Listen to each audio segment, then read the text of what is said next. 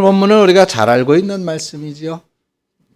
예수님께서 이방 땅인 이 두로라고 하는 것, 시돈이라고 하는 것을 이제 가시다가 일어난 일입니다. 지금으로 말하면은 레바논 땅이에요. 그런데 거기를 가시는데 이제 어떤 그 여인이 그곳에 살던 이방 여인이죠. 예수님께 도움을 요청한 거예요. 자기 딸이 귀신에 들렸거든요. 많이 아팠어요. 그래서 고쳐달라는 것입니다. 우리가 흔히 알고 있는 주님께 대한 우리의 상식과 믿음은 당연히 선뜻 주님은 그래? 내가 고쳐줄게 하셨을 텐데 아니에요. 모른 척하고 그냥 지나가고 계십니다. 그런데 이 여인이 계속 예수님께 달라붙었어요. 대화를 합니다. 그러니까 주님이 결국은 여인에게 놀라운 말씀을 하셨죠. 내 믿음이 크도다. 할렐루야. 내 소원대로 되리라. 여러분들도 좀 주님으로부터 이 소리 듣는 분들이 되시기를 축원합니다. 이 소리 들어야 돼요. 그래야 우리가 살지. 그렇죠? 내 소원대로 되리라. 예수님이 말씀하셨으니까 이 여인의 딸은 어떻게 됐을까요? 낳았지, 당연히. 여러분들 아주 잘 아시네. 낳았어요. 이 여인 소원대로 된 거예요. 자, 근데 여기 우리가 오늘 보려고 하는 것입니다. 예수님이 이 여인을 보고 내 믿음이 크구나.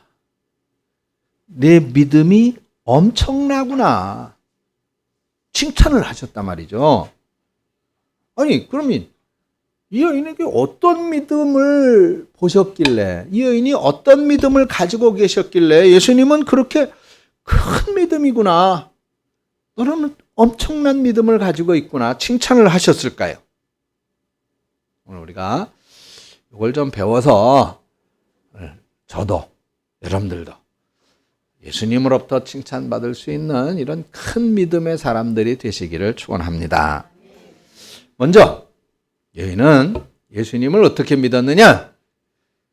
따라서 하십시다. 예수님만이 내 삶의 문제의 해결자다. 믿으십니까? 그래요. 예수님만이 문제의 해결자가 되실 분이시다라고 믿었던 거예요. 자, 왜 우리가 그렇게 생각하냐면, 자, 이 여인을 보세요. 성경에 보니까 가나안 여인이다. 두로와 시돈 땅의 가나안 여인이다. 여기가 지금 레바논이죠. 그러니까 이방인이에요. 같은 말씀인 그 마가복음에 보니까 좀 더 자세히 나오고 있는데 이 여인이 헬라 사람이고 수로보니게 족속이라고 했습니다. 그러니까 전혀 유대인이 아닌 거예요. 이스라엘 하나님의 택한 백성이 이스라엘 사람들이 아니었습니다. 근데 예수님이 자기 땅에 온 거예요. 예수님을 만난 겁니다. 그런데 여기 중요한 게 있어요. 이 여인이 예수님을 만나고 예수님을 보자마자 예수님을 뭐라고 불렀느냐? 자, 이 당시 예수님을 사람들은 랍비라고 불렀어요. 랍비. 이게 무슨 말이냐면 선생님, 우리보다 좀 나이가 있고 조금 지위가 있고 또는 조금 이제 존경해서 부르는, 좀 높여서, 존경까지는 아니더라도 좀 높여서 부를 때 우리는 선생님이라고 부르죠. 선생님께서. 그렇죠? 그 당시 이 랍비는 사회에서 조금 이렇게 정신적인 지도층에 있는 사람들, 훌륭한 사람들, 보통 그런 사람들을 랍비라고 불렀어요. 예수님의 제자 베드로가 처음에 예수님을 만났을 때 예수님을 뭐라고 불렀어요? 랍비라고 불렀죠. 나다나엘이라고 하는 제자도 그랬어요. 예수님을 랍비라고 부릅니다. 니고데모라고 하는 제자도 그랬어요. 랍비요. 예수님 그렇게 부릅니다. 그렇게 불러. 나중에는 당연히 주님이라고 부르죠. 주님. 그런데 랍비요. 근데 이 여인은 베드로처럼 나다나엘처럼 니고데모처럼 예수님을 처음 만난 거예요. 처음 만났는데 그가 예수님을 뭐라고 불렀느냐? 주 다윗의 자손이요 라고 부릅니다. 놀라운 일이에요. 주 다윗의 자손이요. 주 다윗의 자손이요. 이 말이 왜 놀라운 일이냐? 이 특별한 호칭이거든요. 뭐예요? 메시아, 나의 구원자, 그런 말이에요. 그렇게 불렀어요. 근데 이 말도 유대인들만 썼던 말이거든요. 이방인들은 그런 말을 안 써요. 근데 이 이방인인 이 여인이 예수님을 보자마자 만나자마자 주 다윗의 자손이요, 나의 메시아여라고 불렀다라고 하는 것입니다. 아니 어떻게? 아니 이 여인이 유대인도 아니고 메시아에 대해서 배우지도 않았고 메시아 사상을 갖고 메시아가 오기를 기다리던 그런 사람도 아닌데 어떻게 해서 그렇게 예수님을 부르게 되어졌을까? 마가복음 7장 25절에 보니까 거기에 이 여인이 소문을 통해서 알게 됐다 그래요.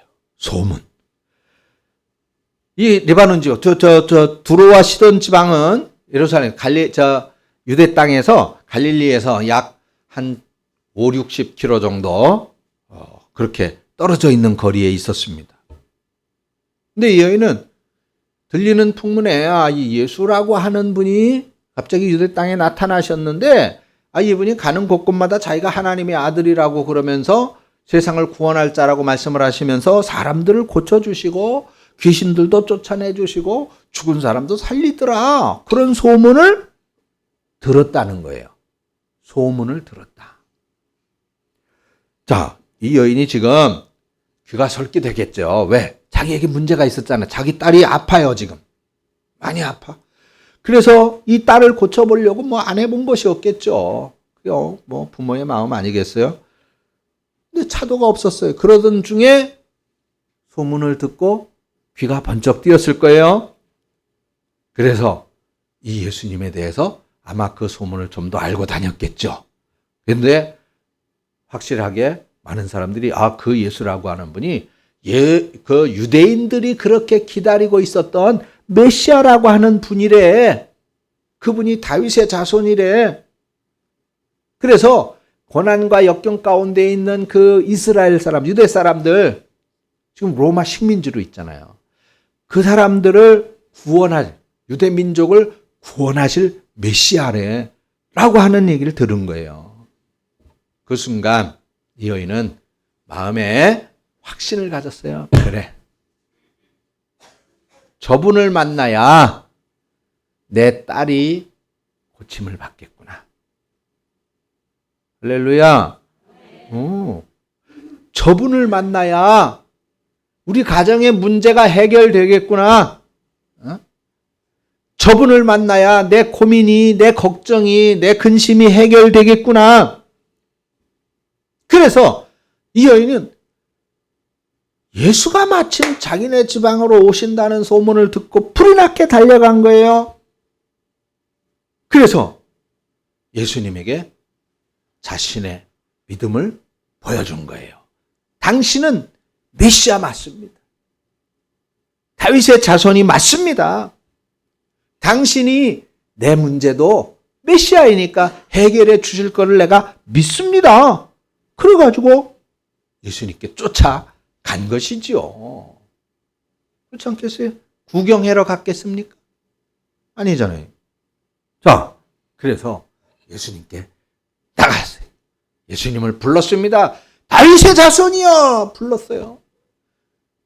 내 소원이 있습니다. 내 문제가 있습니다. 근데 예수님은 어떻게 하셨어요? 뜻밖에 못 들은 척 그냥 지나가시는 거예요. 지금 내 문제를 예수님을 만나서 해결받고 싶은데 뜻하지 않은 여러 장애물이 있어. 이 장애물은 조금 후에 제가 또 말씀을 드리겠습니다. 여러 장애물이 있었어요. 그럼에도 불구하고 이 여인은 결국 예수님을 만났고 예수님으로부터 믿음이 크다 칭찬을 받고 문제 해결을 받았습니다. 어떻게 해서 그럴 수 있었느냐? 예수님만이 내 인생의 문제를 해결해 주실 수 있는 분이다라고 하는 믿음이 분명했기 때문인 거예요. 그래요. 그건 고집이라고 말할 수도 있을 것 같아요. 고집. 그래, 예수님 뿐이야. 예수님만. 나에게는 예수님만이 필요해. 고집인 거죠. 그게 믿음입니다. 그래서 온갖 장애물이 있었지만은 결국은 그 장애물을 넘어설 수가 있었던 것이고, 그런 장애물들을 극복해내는 이 여인의 믿음을 예수님은 크다고 말씀하신 거예요. 여러분들, 정말 예수님이 내 삶에, 내 인생에, 내 가정에 해결자라고 하는 사실을 믿으시기를 축원합니다. 다음으로 이 여인의 믿음을 또 크다고 칭찬하신 데는 테스트를 넘어섰기 때문입니다. 테스트. 시험이죠. 이 여인이 예수님께 나가는데 뭐가 많다 그랬어요? 장애물이 많다 그랬죠? 첫 번째 장애물이 무엇이었느냐? 예수님이 무시하는 거예요. 아니, 지금 다윗의 자손이라고 소리를 지르고 있는데도 나하고 얘기 좀 해주세요. 내 말 좀 들어주세요. 그러고 있는데도 예수님은 그냥 모른 척 지나가고 계셔요. 그냥 예수님 뭐 사인해 주세요. 그런 게 아니잖아요. 얼굴만 한번 좀 볼게요. 그런 게 아니잖아요. 내 딸이 지금 많이 아파요. 많은 걸 해봤지만 내 딸을 고칠 수가 없었어요. 지금 딸의 고통 때문에 간절하게 예수님을 부르고 있는 거예요. 그런데 예수님은 23절 거기 보니까 예수는 한 말씀도 대답하지 아니하시니, 한 말씀도 대답하지 않았어요. 무시했어요. 두 번째로는 거기다가 더군다나 제자들의 반응입니다. 여인이 자꾸 그냥 예수님을 불러 제끼고 소리를 지르니까 제자들이 예수님께 뭐라 그랬어요? 23절 하반절에 제자들이 와서 청하여 말하되 그 여자가 우리 뒤에서 소리를 지르니 그를 보내소서. 무슨 말이에요? 예수님, 시끄러 죽겠어요. 저 여자 좀 가라고 그래요. 아니, 제자들이 그래, 너 그런 문제가 있어? 잠깐 기다려봐. 내가 예수님께 직접 말씀드려볼게. 예수님 만나게 해줄게. 그러는 게 아니라 예수님께 저 여자 시끄러우니까 좀 보내세요. 지금 그러고 있어요. 도와주기는커녕. 한 대 맞아가지고 눈탱이 밤탱이 됐는데 거기다 코를 한 방 더 때려서 코피까지 터뜨리는 거잖아요. 또 있어요. 또 세 번째가 24절부터 26절까지 보니까 예수님께서 아예 이젠 대놓고 침묵만 하신 게 아니라 아예 대놓고 거절을 할 뿐만 아니라 뭐를? 내 딸을 고쳐달라는 이 여인의 요구를 거절할 뿐만 아니라 심한 모욕을 주고 계십니다. 자, 24절부터 26절까지 예수님과 이 여자가 나눈 대화가 그래요. 예수님, 이 여자가 이제 이렇게 부르니까 예수님이 뭐라고 했어요? 이 사람아, 나는 내 양, 내 사람, 내 백성을 위해서 온 사람이야. 그러니까 여자가 그래도 나를 좀 도와주세요.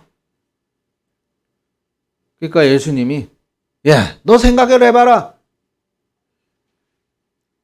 내 자녀들 먹여야 되는 떡을 개한테 던져주는 게 네 생각에는 옳다고 생각하냐? 여러분,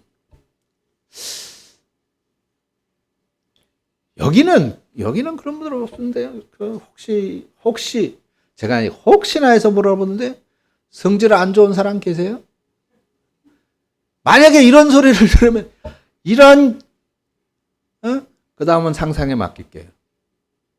자존심을 뭉개는 일이잖아요. 아니 여자가 그렇게 간절하게 애원을 하고 붙어달라고 붙들고 있는데 내 백성에게 은혜 줘야지. 개 취급을 받는 이방인들, 너희들은 개잖아. 너희들에게 내가 왜 은혜를 줘?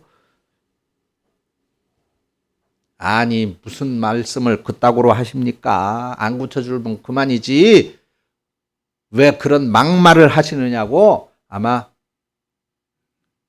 길길이 뛰었겠죠. 예수님의 머리카락을 다 뽑아버리려고 그랬을지도 몰라요. 자, 이런 모욕을 이 여인은 어떻게 견디고 참아낼 수 있었을까? 이유는 한 가지예요. 예수님만이 아픈 내 딸을 고칠 수 있다고 믿었기 때문인 겁니다. 그러니까 예수님만이 문제 해결자가 될 수 있다는 사실을 믿었으니까 예수님이 그렇게 말해도 이 여인이 뭐라고 대답을 해요? 그래요. 맞아요. 우리는 개입니다. 그런데 그 개도 주인의 상에서 떨어지는 부스러기를 먹고 살지 않습니까? 그러니까 개 같은 우리에게 부스러기 은혜라도 조금 주셔서 내 딸을 고쳐주세요라고 말하고 있는 거예요. 에? 어마어마한 믿음이지요. 요즘 현대인들 얼마나 자존심이 강합니까? 조금만 자존심 깨지고 무너져도 뭐 이따위를 또 뭐 이딴 데가 있어? 뭐 이런 사람이 있어? 난리 나잖아요. 여러분, 우리가 왜 기도하다가 중지합니까? 왜 기도하다가 멈춰요? 왜 기도하다가 포기합니까? 이유는 한 가지예요. 응답 안 해주시네? 그럼 다른 걸 생각해 보지 뭐. 선택의 여지가 있기 때문이잖아요. 그죠? 대출 받아보지 뭐. 높은 사람 만나보지 뭐. 내가 어떻게 해결을 좀 해보지 뭐. 예수님만이 문제 해결자인 걸 믿으시기를 바랍니다. 그러면 예수님이 그냥 아예 아픕니다. 고쳐주세요. 그러면 그래 아파? 고쳐줄게. 그냥 그렇게 하시지. 왜 이런 과정을 통과하게 하셨을까요? 왜 곧바로 이 여인의 소원을 안 들어줬느냐 그 말이에요. 왜 무시했느냐 그 말입니다. 왜 모욕을 했느냐 그 말이에요. 바로 이 여인을 테스트하기 위해서인 거예요. 시험하기 위해서. 여러분 구약시대 엘리야 선지자 아시잖아요? 아주 가뭄이 극심했어요. 오랫동안 비가 오지 않아가지고 샘도 마르고 천도 마르고 강도 마르고 하나님이 엘리야에게 말씀했어요. 저 이방 땅인 시돈 땅으로 가라. 거기 레바논 아까 이 여인을 만난 그곳이에요. 내가 거기 사는 사르밧 과부를 통해서 너를 먹여 살릴게. 그 엘리야는 그래요? 알겠습니다. 그리고는 갔어요. 근데 이 여인은 과부야. 아들 하나 데리고 사는. 그러니까 물론 이제 이렇게 성경에 말씀하고 있습니다만 당시에 과부라고 하는 표현은 아주 극심하게 어려운 형편에 있는 그런 사람입니다. 그러니까 이 여인은 너무 가뭄이 심한데 이제 먹을 게 없어요. 마지막 이제 가루하고 기름이 조금 남아있어. 마지막 이제 저거 해서 빵 하나 만들어가지고 아들 먹이고 이제는 굶어 죽을 날만 기다릴 수밖에 없는 형편이에요. 근데 하나님이 야, 내가 너 먹여 살릴 테니까 그 여인의 집에 가. 그래 와보니까 형편이 그런 거야. 형편이. 아니 부잣집이라면 아이고 하나님 감사합니다. 은혜가 넘칩니다. 하나님을 찬송했겠죠. 근데 형편이 그런 집이에요. 근데 이 엘리야는 또 더군다나 그 여인에게 지금 당신이 마지막 아들 먹이고 이제 굶어 죽을 때를 기다리겠다고 생각하고 있었던 그걸 가지고 내가 배고프니까 나한테 빵을 만들어 가지고 와 라고 말을 합니다. 그러면서 나를 이곳에 보낸 하나님께서 이 가뭄이 끝날 때까지 내 집에 가루와 기름이 떨어지지 않게 해주실 걸 믿고 떡을 만들어 와 라고 말을 한단 말이죠. 그래요. 이 여인이 어떻게 했어요?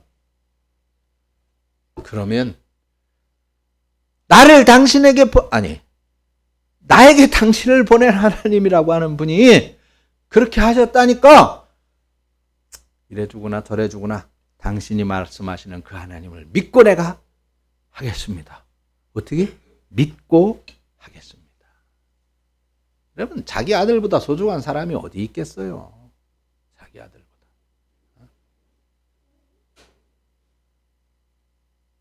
이번에 우리가 일본 갔다 왔잖아요. 어저께 왔는데 우리 단장님이 많이 사시더라고. 아들 옷도 사고 남편 옷도 사고 내가 내 것도 하나 사봐. 내가 여기까지 내가 목소리 올라오다가 만약에 물론 우리 단장님은 그럴게요 그러고 샀겠지. 그런데 그래요. 아들 거 포기하고 엘리야를 떡을 만들어 줍니다. 아들을 줄 걸 포기하고. 결과 어떻게 됐겠어요? 결과는 그래요. 여러분들이 아시는 대로 진짜로 3년 6개월 동안 그 가뭄 속에 이상하게 기름 쓰면 다시 채워지고 가루를 꺼내 떡을 만들어 먹고 나면 또 채워지고. 누가 그렇게 했어요?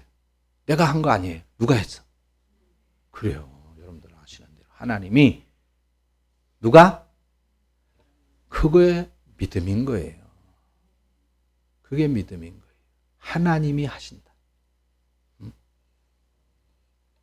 맞습니다. 이 여인이 만약에 이 미친 새끼야 너는 어디서 갑자기 거지 같은 게 기어들어와 가지고 내가 내 아들 먹이고 먹일 거밖에 없는데 이걸 가지고 생전 보지도 알지도 못했던 니는 먹이라고 내가 이거 남겨놨는 줄 알아? 그러면서 몽둥이 찜질을 해서 내쫓았더라면 그건 아들 먹이고 나중에는 굶을 수밖에 없겠죠. 그런데 이 여인도 그래. 이런 가뭄 속에서 당신을 나에게 보내서 그런 말씀을 하게 하는 하나님이시다면 내가 그 하나님을 한번 믿겠다라고 했단 말인 거예요. 여러분, 그래요. 이게 테스트입니다.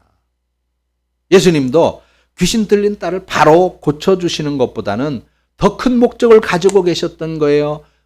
인내하는 거, 참고 견디는 거. 이걸 테스트한 거예요.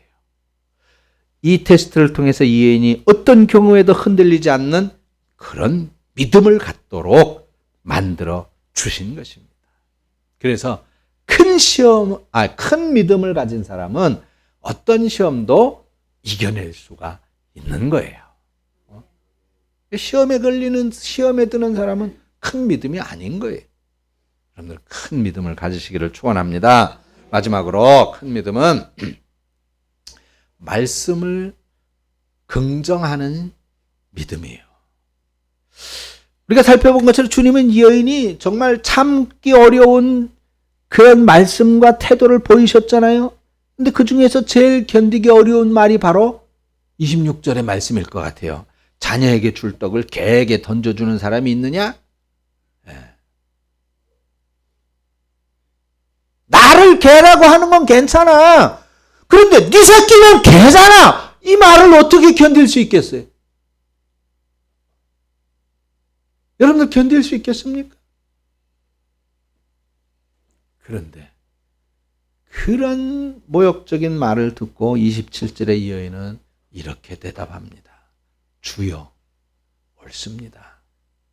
그런데요, 개도 제 주인의 상에서 떨어지는 부스러기를 먹고 살잖아요.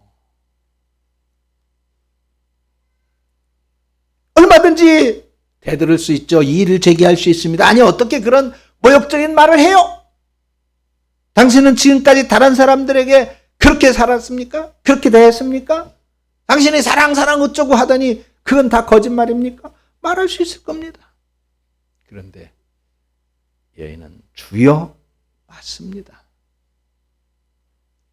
헬라어 성경의 원어에는 이렇게 기록되어져 있어요. 나이 퀴리에. 이 뭔 말? 나이라고 하는 말은 예수, 그런 뜻입니다. 퀴리에는 주님. 그러니까 나이 퀴리에 주님, 주님, 맞습니다. 옳습니다. 메시아이신 주님께서 말씀하시는 거니까, 구원자이신 주님께서 말씀하시는 거니까 나의 퀴리에 맞아요. 주님 옳습니다. 그렇게 대답하는 거예요. 얼마나 놀라운 신앙입니까? 여러분, 믿음은 뭐예요? 믿음은 나의 퀴리예요. 주님 옳습니다. 주님의 말씀에 긍정하는 거예요. 우리 신앙의 선배들 중 훌륭한 믿음의 사람들 많이 있었죠. 아브라함의 믿음, 여호수아는 뭐예요? 여호수아야, 이스라엘 공격해 들어가. 알겠습니다. 가는데 여리고성이 딱 있어. 어우, 저 어떻게 해야 되죠? 야, 걱정하지 말고 그냥 저 성문을, 저 여리고성을 그냥 뺑뺑 돌아. 하루 7번씩. 그러다가 걔네들이 활 쏘고 창 던지면 다 죽어요. 야, 걱정하지 마. 그냥 돌어. 그랬을 때 여호수아 어떻게 했어요? 나의 퀴리 옳습니다. 그리고는 7일 동안 여리고성을 뺑뺑 돌았어요. 무기를 가진 것도 아니고, 성 위로다가 활 쏜 것도 아니고, 그냥 돈 거예요. 그러자 말씀대로 마지막 날 어떻게 됐어요? 여리고성이 어떻게 됐어? 저절로 무너졌어요. 여러분들 잘 알죠? 저절로 무너졌어요. 아니, 성을 허물어뜨리려면 공격을 해야 되는 게 당연한데 공격을 안 하고 괜히 그 주변에 뺑뺑 돌. 그게 무슨 전쟁입니까? 그게 무슨 싸움이? 쟤네들이 저 위에서 쏘면은, 저 위에서 돌 던지면 우리 다 맞아 죽는데. 근데 아니, 나의 퀴리. 알겠습니다, 주님. 주님. 그리고는 도는 거예요. 그러니까 하나님 말씀대로 되는 거예요. 따라서 하십시다. 하나님 말씀대로 되는 삶을 살자. 어떻게 하면? 나의 퀴리. 나의 퀴리. 주님. 주님. 우리가 기도할 때마다 날마다 응답해 주시면 얼마나 좋겠습니까? 그런데 날마다 응답해 주실 때가 많지 않아요. 그러면 우리는 보통 어떻게 합니까? 아니, 왜 응답해 주시지 않습니까? 아니, 내가 지금 이렇게 많이 힘든데 주님 뭐 하시는 거예요? 날 사랑하시지 않는 거 아닙니까? 근데 오늘 본문에 나오는 이 여인을 우리가 배웠다면은, 그렇게 주님 도대체 뭐 하시는 거예요? 빨리 응답하는. 그러지 말고 나의 퀴리에 주님, 주님은 저에게 가장 적절한 때, 가장 적절한 방법으로 응답해 주실 줄 믿고 그때를 기다리겠습니다. 해보면 어떠겠어요? 아마 주님께서는 우리에게도 반드시 말씀하실 거예요. 얘야, 너 정말 믿음 많이 컸네? 그래, 내 소원대로 될 것이다. 할렐루야. 여러분, 주님은 이 땅에 계시면서 사람들을 칭찬하시기도 하시고 때로는 책망하시기도 했습니다. 어떤 사람을 칭찬했습니까? 권세 있는 사람 칭찬했나요? 돈 많은 사람 칭찬했습니까? 아니에요. 성경을 샅샅이 살펴봐도 믿음 있는 사람을 칭찬하셨더라고요. 믿음 있는 사람. 어떤 사람을 책망했습니까? 책망한 사람.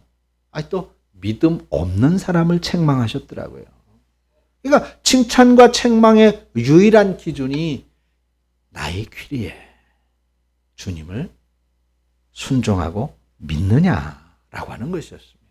이 믿음이 그만큼 중요한 거예요. 여러분들의 소원이 무엇입니까? 무엇을 기도하고 계십니까?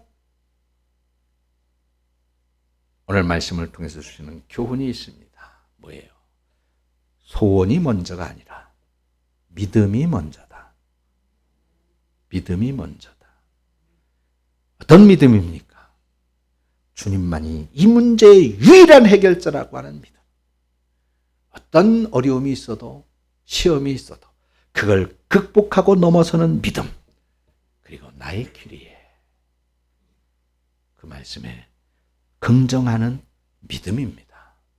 이런 믿음으로 주님께 칭찬도 받으시고 소원도 이루시는 우리 성도님들 되시기를 주님의 이름으로 축원합니다. 하나님 아버지 은혜를 감사합니다. 주여 저희들의 믿음 없음을 긍휼히 여겨주시고 우리에게 믿음을 주시옵소서. 예수님의 이름으로 기도합니다. 아멘.